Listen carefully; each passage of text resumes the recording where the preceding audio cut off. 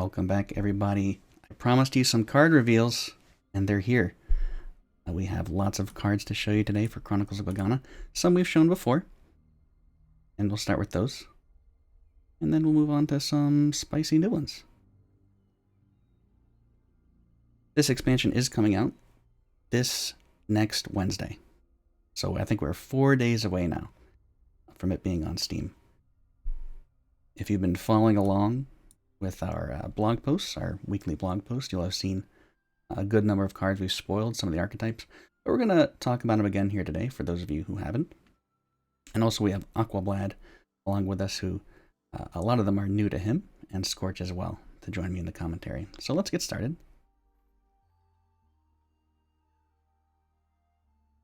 Now the first card we're going to talk about is Celeste, the Crystal Dragon. A lot of people call this a singleton type card. It has flying and charge 2. It is a dragon, so its stats match the other dragons, 10 Feria for a 6/6. And its gift is if your deck has only one of each card, gain haste and protection.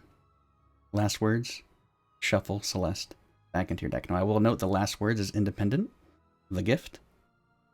Aquablad, what do you think about this card? I think it's awesome. I'm really excited for this card. I remember years and years ago we actually had a Highlander only ladder well, not a season, but it was like a couple of weeks where you could only have one copy of each card, and this was back in early access. But I really like that kind of concept where you have to build your deck very specifically in order to get rewarded for it. But back then you didn't have that reward, but now we have a big old dragon that will give us a 6/6 with protection and haste, so it can be a board clear, it can kill something on board, it can be a lethal, but when it dies, it goes back into your deck. So I can see Blue loving this card already because they can cheat cards into their hand through stuff like Spell Will, and I'm excited to get this card get building. I think there's just so much you can do with it. There's so many different decks you can make. And Scorch, do you have any thoughts on this? Yeah, it's super interesting because of the value you can get, even if you don't play it in like a singleton format, and you just play it for shuffling Celeste back into the deck.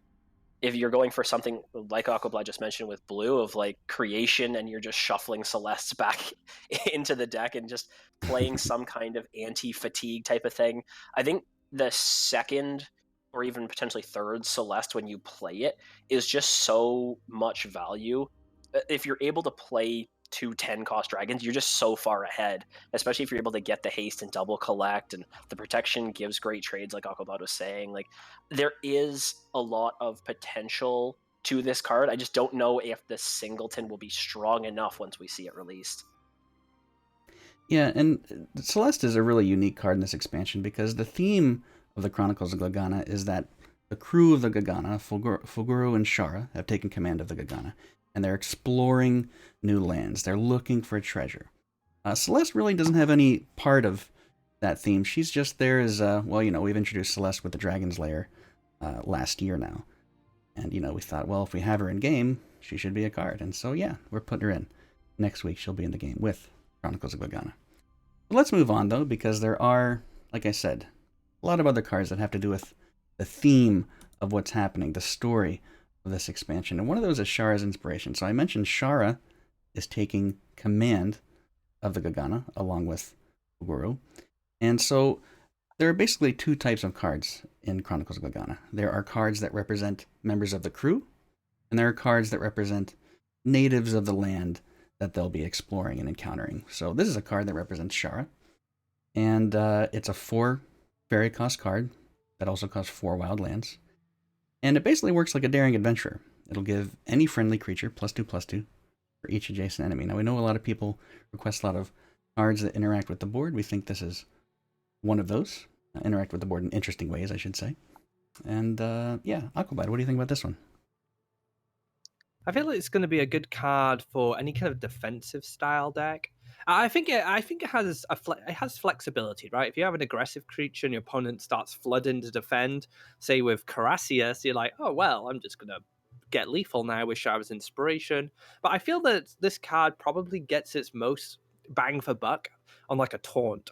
right? You drop this taunt down, be it your Willow, like you live in Willow for 3 fairy, and like bam, an extra 4 fairy, got loads of guys around him, and he just becomes this massive taunt creature. So that's probably where I see its greatest strengths. But like I said, it could be a card that could set up lethal given certain situations. Yeah, we actually revealed this card on the one team event, first stream of that we did, and a lot of the players that we had on there were like, all right, instantly this is going into a yellow rush. It is for each adjacent enemy, so worded that we assume it would work on the orb as well as an extra buff for pushing damage through. And there was a consensus there of just, if this is going into a rush for extra burst when your opponent thinks that they have the safety as they're starting to build the board back up around their orb defensively, it can just be a really big chunk of damage that they're just not expecting.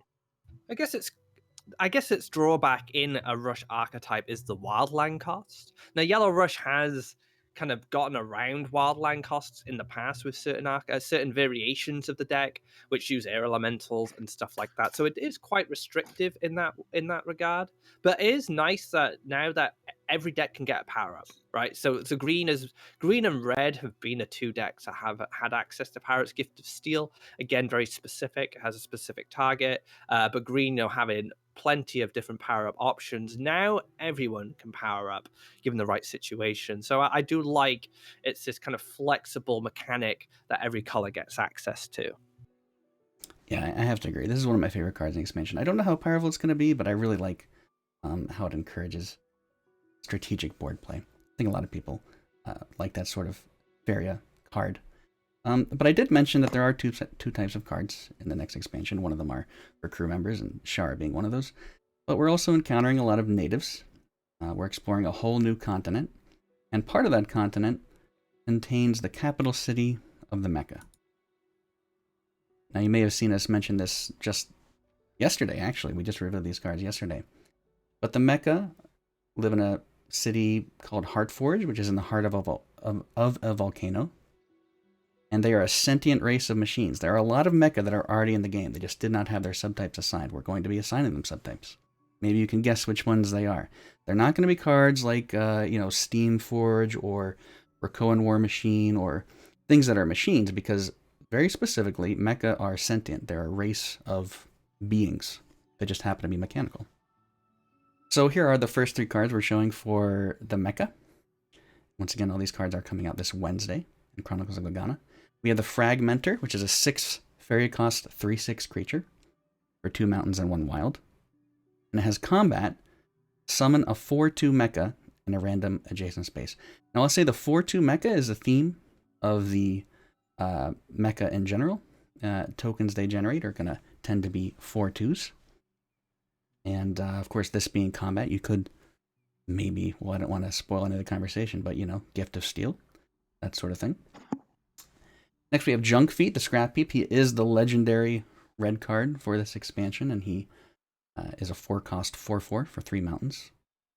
At the end of your turn, give all other friendly Mecha +1/+1, and he takes 1 damage. So if he survives 4 turns, he'll give all Mecha on board +4/+4. That's a lot of value.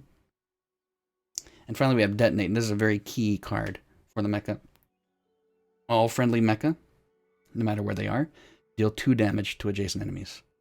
For 2 fairy costs, 2 mountains, and 2 wildlands. Aquabad, what do you think about the Mecha? I really like the concept. Very cool that you have, summon these 4/2 creatures. Like you said, that's generally the tokens they generate. So they have these kind of high attack tokens that can apply pressure, maybe even have synergies with something like Firebringer. They live in a volcano, so Firebringers could be lurking around there. I really like Junk Feet. And as soon as I read this card, I was thinking, you know what? Green-red would really like something like this. So you could do like a green-red tribal kind of deck, and then you have your damage, all the perks that green red offer you anyway, the damage and the power ups, but then you also have this kind of blanket global power up, and you can continue to buff your Junk Feet to make sure he continues to keep spreading power across the board. And I really like that concept, especially for an archetype like green red who like board stability, like sticking to the board. It would be really cool. But like you said, Detonate being like one of these key mecha cards, it just turns every close range mech into a threat. So someone like Blue is not going to like seeing mechs about, because Detonate is going to be able to allow these creatures who get close to like Battletoads and Triton trainers to just blow up and just take out stuff around them. So we're seeing a lot more area of effect, which is nice, but it's not global. So again, like you were saying with Shara's inspiration, positioning is going to be important. Yeah, the Detonate looks like a super cool one for if it is a mech heavy deck, can become a really big thing in what we see from Red after this expansion. The Detonate, especially for two Faria, is a Cypher's Wrath on everything, that as long as you have your creatures in the right position. So I wonder if it will replace some of those low end removals. And Fragmenter, I actually wonder if it will replace something like Ground Shaker in Red combat, because you have the combat ability there as the big creatures. Usually Ground Shaker, maybe Cypher is what we see as the big stuff, but really the big combat creature that exists in the game in the Kobold Kobold, we just don't see, that big combat played. So I wonder if Fragmenter will become that kind of end game for that type of deck. 6 Faria is like a good range of like a good Faria range. Like 7 Faria is a little. I've always found 7 Faria a bit more awkward to achieve. That's why we also always had like Ground Shaker being so influential, Ancient Herald, Grove Guardians. Like 6 Faria is a 2-turn generation, so it's easier to get those kind of creatures out. And speaking of like Mecha and their backstory, these sentient robots, there are creatures within Red Alt that already exist. Ground Shaker being one that I can think of. Bomb Singer. They seem to me through their artwork that they have some sentience. So potentially, like Bomb Slinger, Ground Shaker, these guys could join the Mecha tribe, and then open up even more powerful options for deck building. Right. So there we have the mecha. There are of course a few more mecha cards that we haven't shown yet. But that gives you the basic idea of what they're all about. Now, moving on, we have of course established one of the main new archetypes we're introducing with the Chronicles of Gagana is the treasure map archetype. Now, this is primarily focused on blue and yellow cards, and the way this works in short is you'll have a bunch of treasure map generators, for example the Starshell Keeper here, which will shuffle a treasure map into your deck and you'll draw a card. Now, the treasure map itself that it shuffles into your deck, you cannot add the treasure map to your deck. You can only generate it with cards like this. What the treasure map does is it draws you a card, and after you play 3 treasure maps, instead you discover a treasure of Gagana. And we'll get to what those are soon. You can keep track of how many maps you played on the card itself. That X will change. And important to note, on the 3rd treasure map you play, you do not draw a card. Another example of a generator is the Amai Map Dealer, which will shuffle a treasure map into your deck. Now, I'm going to show some more treasure map cards, because of course we've shown these before, and we're going to show you a new one here. And then we'll just talk about them all in general. So right in the center here, you'll see Gagana. We are reprinting Gagana. Gagana, the Treasureseeker. Now, Gagana will function differently from the other Gagana. The other Gagana will remain. How many times can I say Gagana in a row? But this Gagana is a 6-cost 3/7 for 4 wild, and is still flying. The gift for Gagana Treasureseeker is for each card in your hand, add a treasure map to your deck, shuffle your hand into your deck, and draw that many cards. So a really big treasure map generator, one of the biggest in the expansion, if not the biggest by itself. The Triton Stargazer will draw 3 cards. If any of them are treasure maps, it'll gain 2/2. So that's a good enabler for the treasure map archetype, and maybe even good without the buff. Maybe you just want to draw 3 cards for a really expensive 2/1 Triton. And of course, the Compass of Gagana. This is a neutral card. I should mention, of course, Gagana and Compass of Gagana are both neutral, even though it's blue-yellow archetype. You don't have to play them in blue-yellow. So the Compass of Gagana, at the end of your turn, find a treasure map in your deck and place it on top. So it will manipulate your deck. I believe it's the first card we've printed that manipulates your deck in this way. And will place a card on top of your deck at the end of your turn.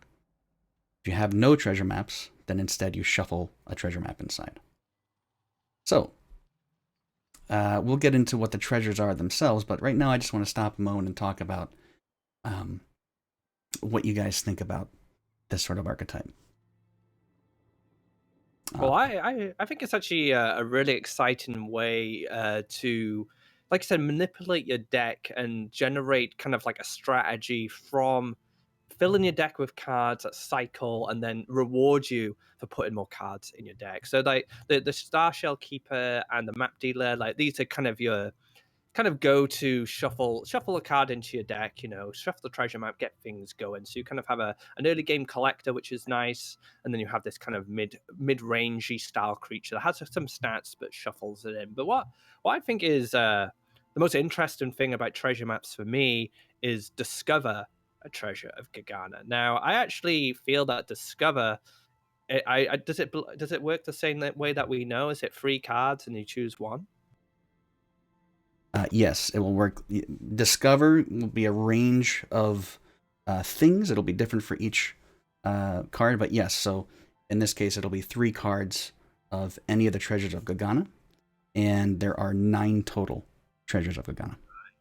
So what I love about Discover as a mechanic, I call it controlled variance. So you basically have decision making to make. So you get given 3 cards from a pool of cards, and then you get to choose the one that either fits the situation you're in, maybe one that you're going to use later on. So there's a lot of strategy around that decision, right? So you have one of 3, and why I call it controlled variance is because your decision does influence the variance that is created from the mechanic. So I've always been a big fan of Discover because I think it creates excitement because you have to make a decision. It creates strategy, but it doesn't give you the answer. You still have to make that decision yourself. So I'm really excited to see an archetype built around that. What powerful cards will you choose given the situation you're in? Or like I said, will you wait till later? Maybe I'll take this card for later and I have a strategy that can revolve around it. So I'm very excited to see how the treasure archetype takes off. Yeah, my kind of 2 questions on clarity of this. After you play a treasure map to discover, will all of the others kind of reset to 0, or are they destroyed out of your deck? Yes, exactly. It'll reset to 0. No, they do not be destroyed. Okay, so that seems really cool that you can just keep getting more and more treasures. Right. You can just stuff as many as you want into your deck and just draw as many as you can, and that's pretty much your goal. Draw as many you can, play as many you can, and then use those treasures. And then the other big thing that sticks out to me as well, with these being blue-yellow, some type of blue-yellow treasure map events deck seems like it will be insane, even if you're just running like Disciple, because the treasure maps are just free buffs for your event creatures. Oh yeah, you're exactly right. And we've seen some crazy stuff, and there probably will be even more crazy stuff. But yes, they do count as events, treasure maps. You can even accelerate the cycling by just splashing a bit of red and getting the Dreamkeeper. So you get to shuffle your hand like you don't have any treasure maps. You're like, right, I can just play a mountain, play this guy down, use the 2/4 taunt, shuffle my hand back in. They get cost reduction, and then draw a new hand, and then you may be able to find that treasure you need. So there's actually flexibility in other colors to support this archetype. Right, and if we're looking at these, Gagana has wild requirements, the map dealer has 1 wild, and then like the Star Shell Keeper is only 1 blue. So to go into a 3rd color, or to splash something in, even if it's just the Dreamkeeper and you only play the mountain whenever you actually need to, could be a really powerful tool. I also really like the compass of Gagana, like conceptually as well. So you get a reward for playing it. So you get 1 Faria, you get that treasure map into your deck, and as long as it stays on the board, if your opponent doesn't decide to answer it, you continue to make your deck more consistent. So again, like that 1 mountain that gives you access to Dreamkeeper, but then it also gives you access to Architect. So you can empower the compass of Gagana, increase its life, and make sure that your deck becomes even more consistent. And that's just things I'm thinking off the top of my head. Who knows what else is out there? And considering the surprise that I had with the OTK deck today, we were discussing it earlier. Like the potential for these kind of creative concepts around mechanics are just so far with Faria. There's just so much you can do. So I'm very excited to see how this archetype takes off. And we're talking about treasure maps. We're talking about the archetype, but we can't talk about it without also talking about the treasures that you can get. Now, I mentioned there are 9 of them that are going to be available, and here are some examples. So, once again, after you stuff your deck full of treasure maps and you play 3 of them, you'll be able to discover one of these. One example is Magic Carpet. It's a 4-cost, 3/1 flying -5 creature. Gift, fill your hand with flash winds. They become wild. I don't think I need to say more about that. The Therian Globe in the middle is 3 cost, 5/5, charge 5 flying, so like a champion, Windstorm champion. Last words, deal 5 damage to all adjacent enemies. Very unlike the Windstorm champion. Finally, the Chrysalis, the Crystallis, which may remind you of the Chrysalis. Gift, swallow a friendly creature. Production, the swallowed creature gains +4/+4. Activate, destroy this. So every turn getting +4/+4. It is a 0-cost, 6 health structure. Aquablade, what do you think about these treasures? So straight off the bat, we have kind of a variety of different types of treasures that can fulfill different game plans. So Magic Carpet, for example, you get this very mobile free one at the start, so you get to dash into what position you want, be it collection, maybe aggression, and then you fill your hand with flash winds. So if you're playing, I don't know, a treasure deck, maybe a yellow blue with a lot of flying and mobility, like you can then open up so many different lines. Maybe it's aggression, maybe it's defense, maybe it's board control. We all know how powerful Flashwind is. It's had a huge influence on the game, but also on yellow throughout Furia's lifespan. So yeah, I think Magic Carpet very flexible, and again with Therian Globe, like it's can be a very aggressive creature with charge 5, but it also has board clear properties in its last words. So being able to deal 5 damage to adjacent creatures. You may be aggressive, and they're like, oh, if I clear this, I'm going to lose my board. Or you play it defensive, and then it can clear threats that are challenging you. But for me, I think the Chrysalis is, wow, this card's crazy. It's just like a 6 life structure. That's a lot of life for a structure. And then while your creature sits in there, gets +4/+4. Who knows what you could put in there, right? You could put something flying with flying mobility, like the Windborn champion you were talking about, or maybe you put a combat creature in there that's just going to get so much value from that combat trigger. Very exciting cards. I think these look great. Yeah, the Crystallis, in comparison to the Chrysalis that we already have in game, getting the +4/4 means that that creature, even if it's something small, is so much more stacked than the time that it takes something in the current Chrysalis to build up. So even just getting 1 turn of this looks like you just put so much extra power into your creature. It would be interesting to see what that treasure kind of fits into the best. The Magic Carpet to me is a super interesting one. As you mentioned, the Flash Winds give so much control, and the fact that you don't have to naturally play Flash Winds in your deck when you maybe don't want to go to 3 deserts, you can generate that extra movement some other way, which could give you incredible value once you are able to pop this card. Therian Globe, I'm kind of looking at even just with Failed Experiment as an AoE, if you can line that up right. Of course, it's a very powerful card if it survives on board. Your opponent's going to have to deal with it in some way and try to avoid the last word's damage. But if you have to, slam it down with a Failed Experiment and just get that AoE right away. It can be very big swing as well. And you guys are right. The treasures are designed in such a way where they're going to fill a lot of different roles. They're going to have a lot of different solutions to your problems. So you're going to pick the one that is best going to fit your situation, depending on. And I feel that that's the beauty of the discover mechanic with this as well, right? So you have 3 options, and then these treasures also fill multiple roles on top of that. So it actually pushes the decision making even further, which is also always a beautiful thing in the strategy game. So just seeing these treasures in combination with discover is very exciting. Yeah, and why not? Let's look at 3 more. A couple of these maybe you've seen before, but these are the keys.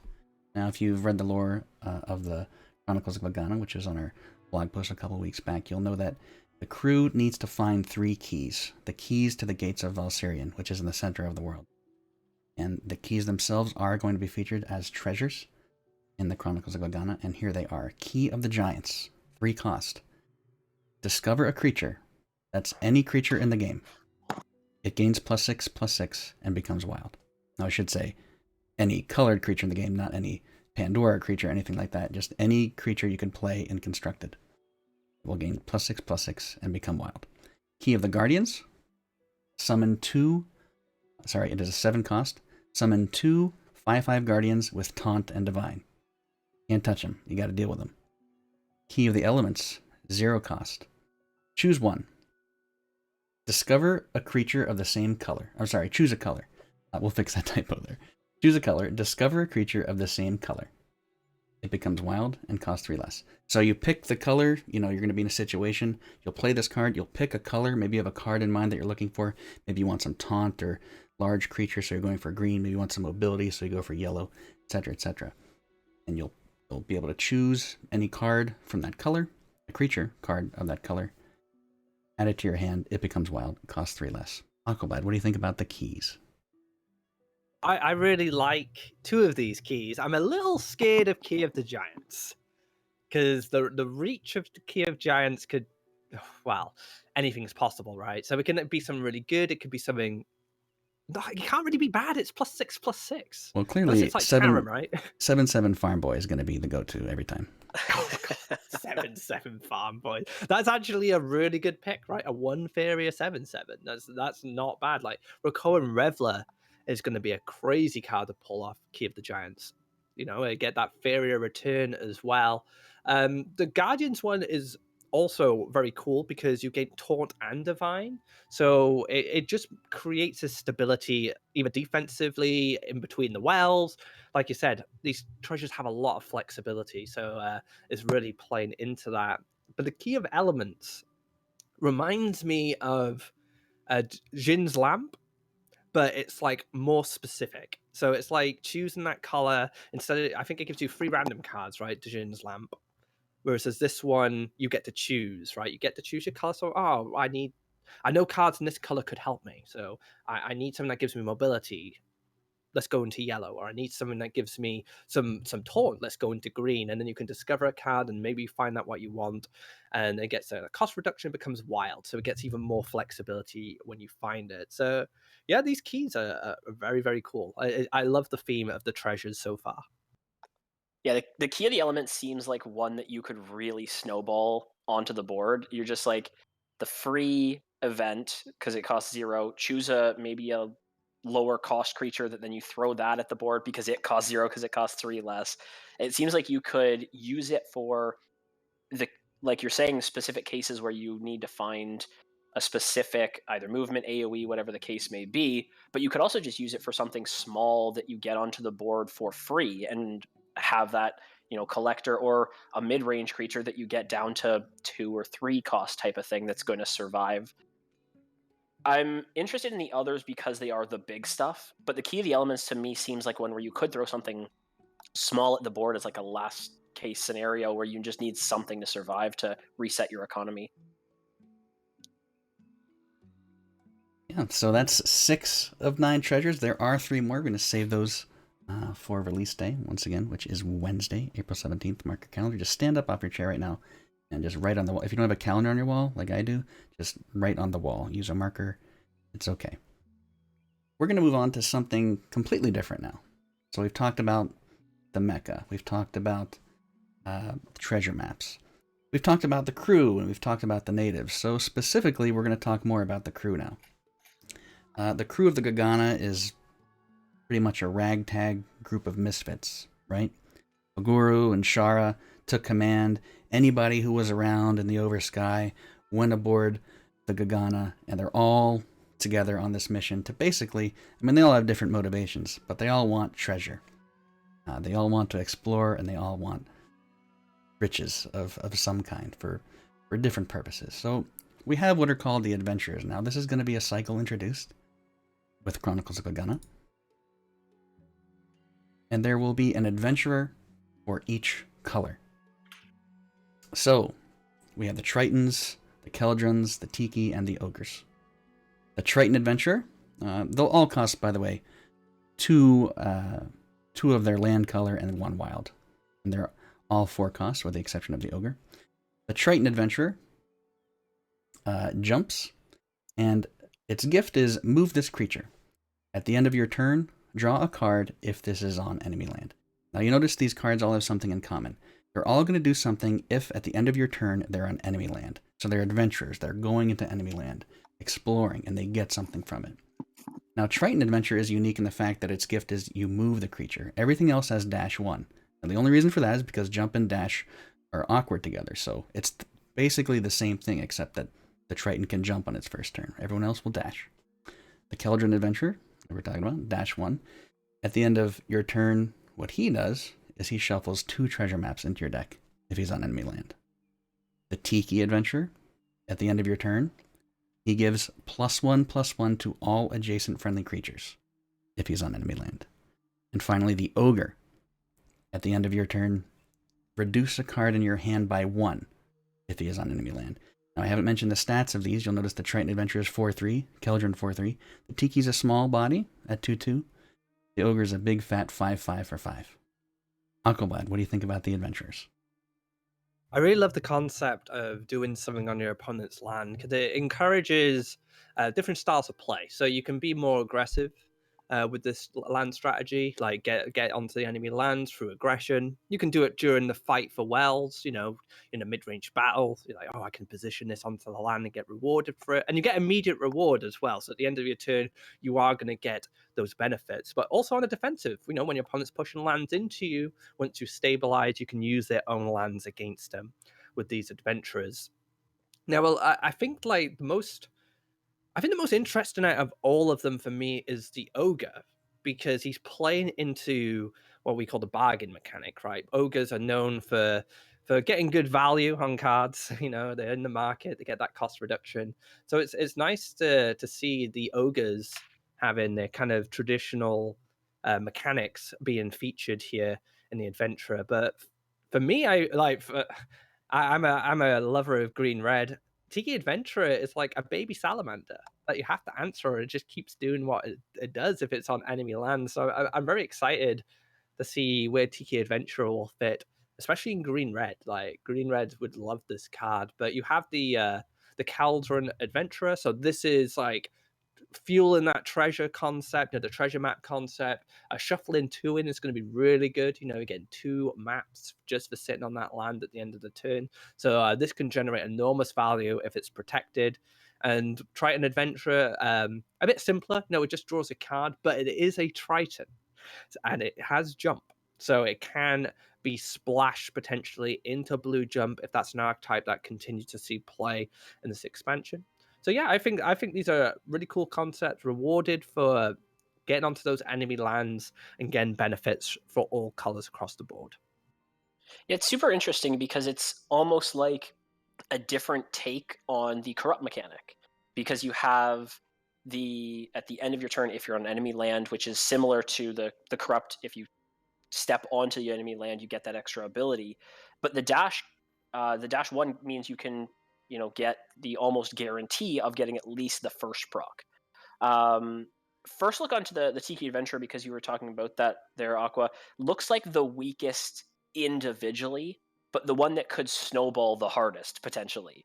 All of the other ones, if you just get 1 proc just by themselves, you can generate some value that way. The Triton Adventure, like you're saying, if it's in blue jump, just getting more and more into your hand with the card draw is really strong if you're eventually getting towards your Colossus on the collection or whatever the case may be.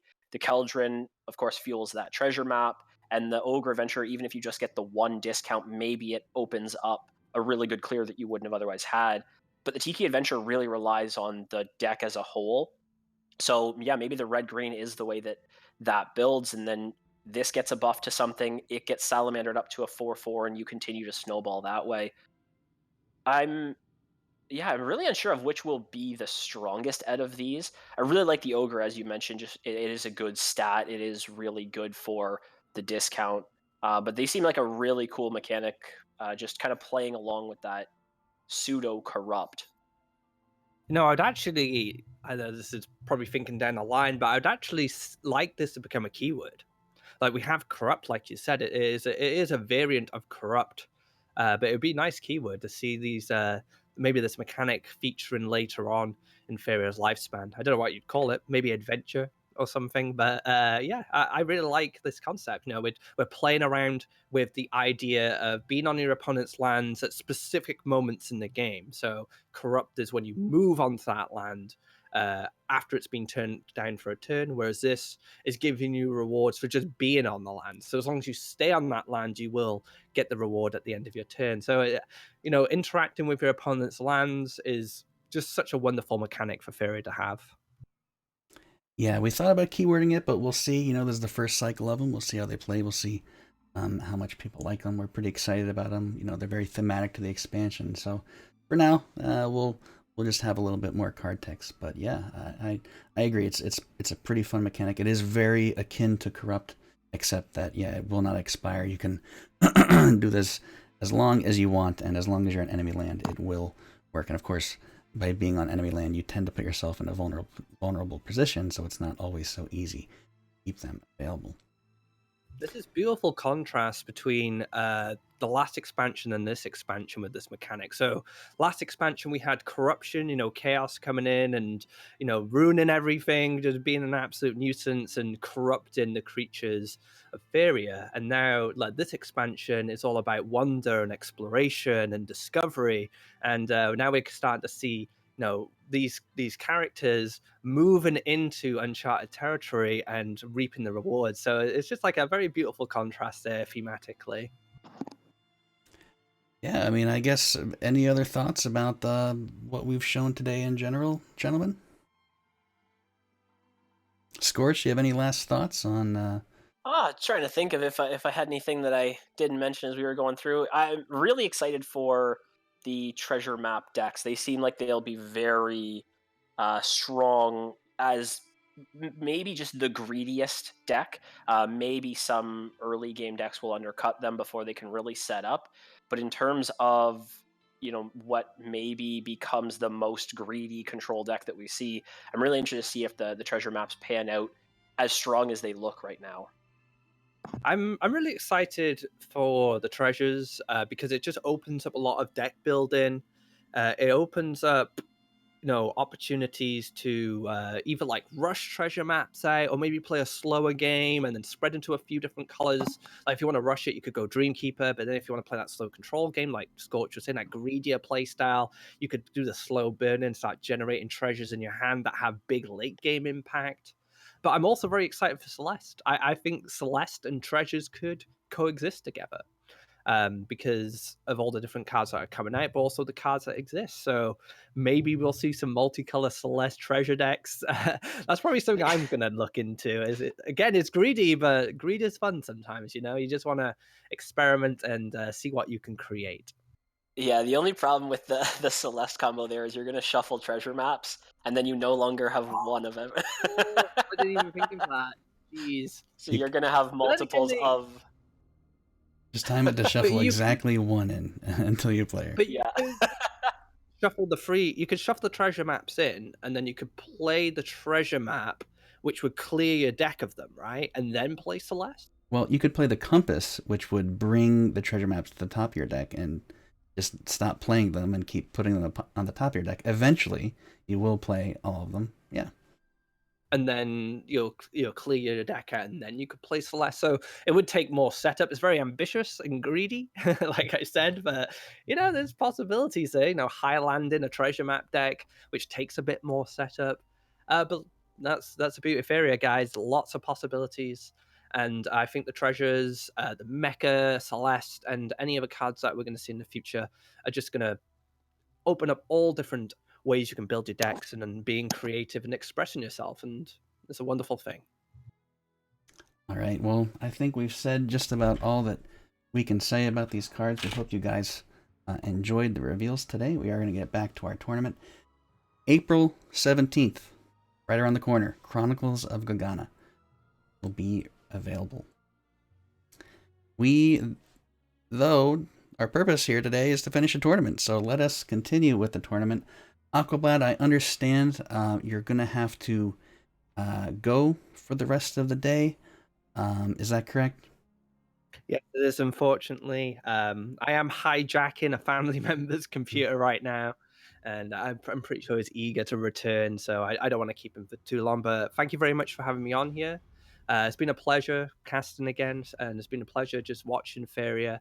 I haven't had the opportunity to do that much recently just due to my limitations, but hopefully now going into the future, especially when expansion comes out, I can get access to a computer more regularly and get involved again.